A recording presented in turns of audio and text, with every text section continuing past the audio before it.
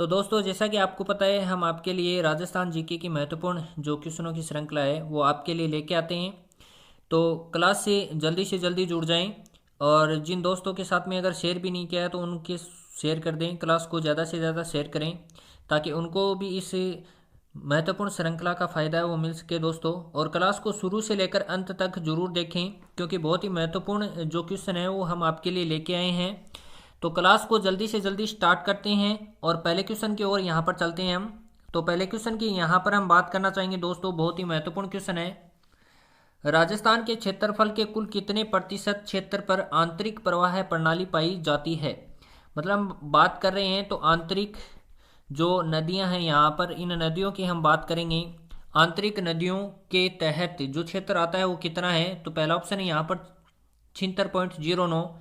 इसके बाद में दूसरा ऑप्शन है 60.20। इसके बाद में तीसरा ऑप्शन है 11 और चौथा ऑप्शन है यहाँ पर 76.11। तो इसके करेक्ट आंसर की ओर चलते हैं दोस्तों और करेक्ट आंसर की यहाँ पर बात करना चाहेंगे। तो इसका करेक्ट आंसर होगा दोस्तों पहला 76.09% है वो क्षेत्र आंतरिक प्रवाह प्रणाली के अंतर्गत आता है। इसके बाद में दूसरे क्वेश्चन की यहाँ पर बात करना चाहेंगे। तो दूसरा क्वेश्चन भी बहुत महत्वपूर्ण है दोस्तों, बात कर लेते हैं दूसरे क्वेश्चन की यहाँ पर।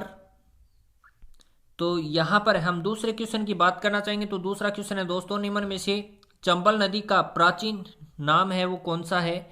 तो चंबल नदी का प्राचीन नाम बताना है यहाँ पर। पहला ऑप्शन है चरणवती, इसके बाद में दूसरा ऑप्शन है कामधेनु, तीसरा ऑप्शन है चंपा देवी, इसके बाद में चौथा जो ऑप्शन है इनमें से कोई नहीं, यानी चंपा नदी, चंपा देवी नहीं चंपा नदी। इसके बाद में देखो इसके करेक्ट आंसर की दोस्तों अगर हम बात करना चाहेंगे तो इसका करेक्ट आंसर है वो पहला हो जाएगा चरणवती है वो इसका क्या है करेक्ट आंसर हो जाएगा। इसके बाद में अगले क्वेश्चन की बात करना चाहेंगे। तो अगला क्वेश्चन है दोस्तों हमारा, चंबल राजस्थान में कहाँ प्रवेश करती है। मतलब चंबल नदी का उद्गम क्षेत्र देख लेते हैं तो जो मंदसौर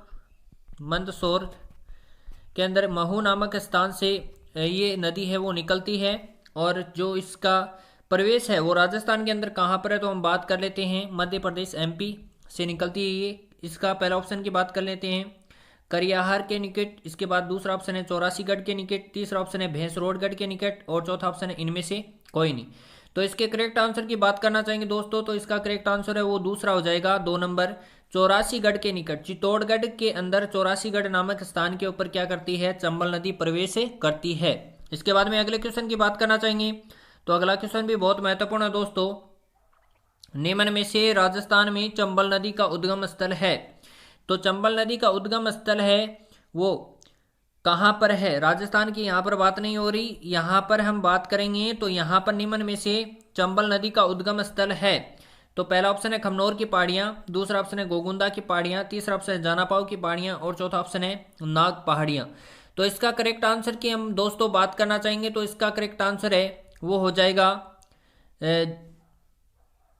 चंबल नदी का उद्गम स्थल है वो जानापाव की पहाड़ियाँ एमपी मध्य प्रदेश से क्या होता है इसका उद्गम होता है। तो इसके ऑप्शन की बात करना चाहेंगे तो तीसरा जो ऑप्शन है वो करेक्ट हो जाएगा, जानापाव की पहाड़ियाँ महू नामक स्थान मध्य प्रदेश से चंबल नदी का उद्गम होता है।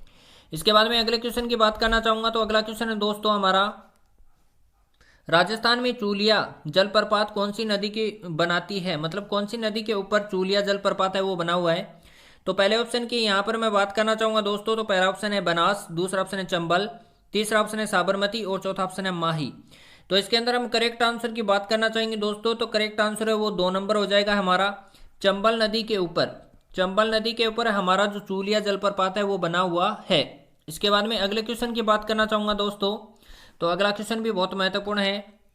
तो निम्न में से चंबल नदी की कुल लंबाई कितनी है। तो चंबल नदी की हमें लंबाई बतानी है। तो पहला ऑप्शन यहाँ पर 872 किलोमीटर दे रखा है, दूसरे ऑप्शन की बात करते हैं तो 987 किलोमीटर है, तीसरे ऑप्शन की यहाँ पर बात करना चाहेंगे तो 966 किलोमीटर है और चौथे ऑप्शन की यहाँ पर बात करना चाहेंगे तो 812 किलोमीटर है। तो इसके अंदर हम करेक्ट आंसर की बात करना चाहेंगे दोस्तों। तो इसका जो करेक्ट आंसर है वो हमारा हो जाएगा तीसरे नंबर का जो करेक्ट आंसर हो जाएगा 966 किलोमीटर क्या है इसकी टोटल लंबाई है दोस्तों। इसके बाद में हम अगले क्वेश्चन की बात करना चाहेंगे। तो अगला क्वेश्चन के ऊपर चलते हैं हम। अगला क्वेश्चन भी बहुत महत्वपूर्ण है दोस्तों, अगले क्वेश्चन की यहाँ पर बात करना चाहूंगा, तो निम्न में से राजस्थान में वन की आशा कौन सी नदी को कहा जाता है? वन की आशा कौन सी नदी को यहाँ पर कहा जाएगा? तो पहला ऑप्शन है सोम नदी, दूसरा ऑप्शन है बनास, तीसरा ऑप्शन है जाखम और चौथा ऑप्शन है चंबल नदी। तो इसके करेक्ट आंसर की हम बात करना चाहेंगे दोस्तों, तो इसके करेक्ट आंसर की ओर चलते हैं। दूसरा है वो करेक्ट हो जाएगा। बनास नदी को वन की आशा कहा जाता है। बनास नदी का उद्गम स्थल है वो खमनोर की पहाड़ियां राजसमंद से होता है। इसके बाद में अगले क्वेश्चन की बात करना चाहूंगा दोस्तों, तो अगला क्वेश्चन भी बहुत महत्वपूर्ण है। राजस्थान में पूर्णतः बहने वाली सबसे लंबी नदी है वो कौन सी है? मतलब पूर्णतः बहने वाली सबसे लंबी नदी के बारे में यहाँ पर पूछ रहा है, ना कि राजस्थान की सबसे लंबी नदी। यहाँ पर आपको पूर्णतः के ऊपर ध्यान देना है ज्यादा। तो पहले ऑप्शन की ओर चलते हैं, चंबल नदी, दूसरा ऑप्शन है बनास, तीसरा ऑप्शन है बेडच और चौथा ऑप्शन है माही नदी। तो इसके करेक्ट आंसर की बात करना चाहेंगे दोस्तों, तो इसका करेक्ट आंसर है वो बी हो जाएगा। पूर्णतः बहाव की दृष्टि से राजस्थान की सबसे लंबी नदी है वो बनास है, जबकि वैसे आपको पूछा जाए कि राजस्थान की सबसे लंबी नदी कौन सी है, तो वो हो जाएगी हमारी चंबल। वैसे पूर्णतः बहाव की सबसे लंबी नदी बनास।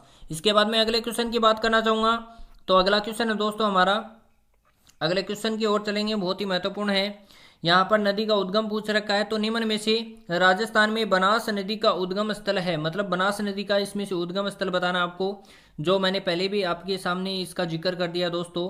तो पहला ऑप्शन है खमनोर की पहाड़ियां, दूसरा ऑप्शन है नाग पहाड़ियां, तीसरा ऑप्शन है जानापाव की पहाड़ियां और चौथा ऑप्शन है गोगुंदा की पहाड़ियां। तो इसके करेक्ट आंसर की दोस्तों बात करना चाहूंगा, तो इसके करेक्ट आंसर आपको पता चली गया है। तो इसके करेक्ट आंसर की बात करना चाहूंगा, तो पहला जो ऑप्शन है वो करेक्ट हो जाएगा, खमनोर की पहाड़ियां, जो कि कहां पर पड़ती हैं? राजसमंद के अंदर। खमनोर की पहाड़ियां राजसमंद के अंदर जो हमारी बनास नदी है इसका उद्गम स्थल है। इसके बाद में अगले क्वेश्चन की बात करना चाहूंगा दोस्तों, तो अगला क्वेश्चन है हमारा, बहुत ही महत्वपूर्ण है। बेडच नदी को अन्य किस नाम से जाना जाता है?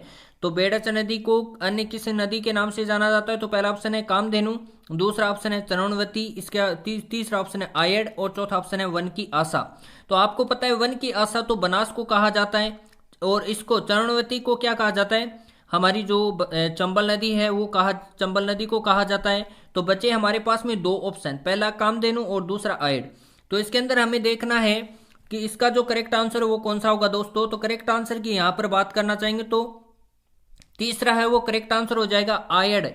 बेडच नदी को आयड नदी के नाम से जाना जाता है। इसके बाद में हम आगे की बात करते हैं, तो अगला जो क्वेश्चन है वो भी बहुत महत्वपूर्ण है दोस्तों। अगले क्वेश्चन की यहाँ पर मैं बात करना चाहूंगा, तो आना सागर झील के पूर्व में जहांगीर ने एक उद्यान का निर्माण कराया था, वर्तमान में इस उद्यान का नाम क्या है? बहुत ही महत्वपूर्ण क्वेश्चन है दोस्तों। तो पहला ऑप्शन है खमनोर, इसके बाद में दूसरा ऑप्शन है गोगुंदा की पहाड़ियां, तीसरा ऑप्शन है जानापाव की पहाड़ियां और चौथा ऑप्शन है सुभाष उद्यान। तो आपको पता है कि जो जहांगीर ने एक उद्यान बनाया था उसका नाम है वो सुभाष उद्यान के नाम से क्या है यहाँ पर जाना जाता है। तो सुभाष उद्यान क्या है, वर्तमान के अंदर इसे जाना जाएगा। इसके बाद में अगले क्वेश्चन की बात करना चाहूंगा, तो अगला क्वेश्चन भी बहुत महत्वपूर्ण है दोस्तों। यहाँ पर राजस्थान की किस झील पर ब्रह्मा जी का सर्वाधिक प्राचीन मंदिर है? तो यहाँ पर पहले ऑप्शन की बात करना चाहूंगा सोम, दूसरा ऑप्शन है बनास, तीसरा ऑप्शन है जाखम और चौथा ऑप्शन है यहाँ पर पुष्कर झील। तो इसके करेक्ट आंसर की मैं बात करना चाहूंगा, तो इसका करेक्ट आंसर दोस्तों हो जाएगा ब्रह्मा जी का एकमात्र जो प्राचीन मंदिर है वो किस झील? तो पुष्कर झील हम बात करेंगे, तो पुष्कर झील के ऊपर क्या है, ब्रह्मा जी का एकमात्र मंदिर बना हुआ है। इसके बाद में अगले क्वेश्चन की बात करना चाहूंगा, तो अगला क्वेश्चन भी बहुत महत्वपूर्ण है दोस्तों। माही नदी की कुल कितनी लंबाई है? तो माही नदी की लंबाई की बात करते हैं, तो पहला ऑप्शन है हमारे पास में 576 किलोमीटर, दूसरा ऑप्शन है यहाँ पर 872 किलोमीटर, तीसरे ऑप्शन की यहाँ पर बात करना चाहूंगा तो 987 किलोमीटर है और चौथे ऑप्शन की यहाँ पर बात करेंगे हम तो 966 किलोमीटर है। इसके करेक्ट आंसर की ओर चलते हैं दोस्तों, और करेक्ट आंसर की यहाँ पर हम बात करना चाहेंगे, तो करेक्ट आंसर हो जाएगा वो हो जाएगा माही नदी की कुल लंबाई है वो है हमारी 576 किलोमीटर। कितनी है? 576 किलोमीटर है। इसके बाद में अगले क्वेश्चन की बात करना चाहूंगा, तो अगला क्वेश्चन है दोस्तों हमारा बहुत ही महत्वपूर्ण है। राजस्थान के आंतरिक प्रवाह क्षेत्र की सबसे बड़ी नदी है वो कौन सी है? तो पहला ऑप्शन है बनास, दूसरा ऑप्शन है घग्गर, तीसरा ऑप्शन है साबरमती और चौथा ऑप्शन है माही। तो इसके करेक्ट आंसर की बात करना चाहूंगा दोस्तों, तो इसका करेक्ट आंसर है वो बी होगा। घग्गर नदी है वो आंतरिक प्रवाह की सबसे बड़ी नदी के रूप में जानी जाती है। एक बार 13 का क्वेश्चन दोबारा देखते हैं दोस्तों कि यहाँ पर माही नदी की कुल लंबाई पूछी है, तो यहाँ पर 576 नहीं होगा, यहाँ पर 987 किलोमीटर है वो टोटल हो जाएगा। यहाँ पर माही नदी की कुल लंबाई है वो 987 किलोमीटर होगी। इसके बाद में अगले क्वेश्चन की बात करना चाहूँगा। तो अगला क्वेश्चन है हमारा लास्ट क्वेश्चन, देखते हैं। राजस्थान के किस झील से तैयार किए गए नमक में 98% तक सोडियम क्लोराइड पाया जाता है? तो पहला ऑप्शन है पिछोला झील, दूसरा ऑप्शन है सांबर झील, तीसरा ऑप्शन यहाँ पर होगा डिडवाना झील, और चौथे ऑप्शन की यहाँ पर बात करना चाहेंगे तो पंचभद्रा झील।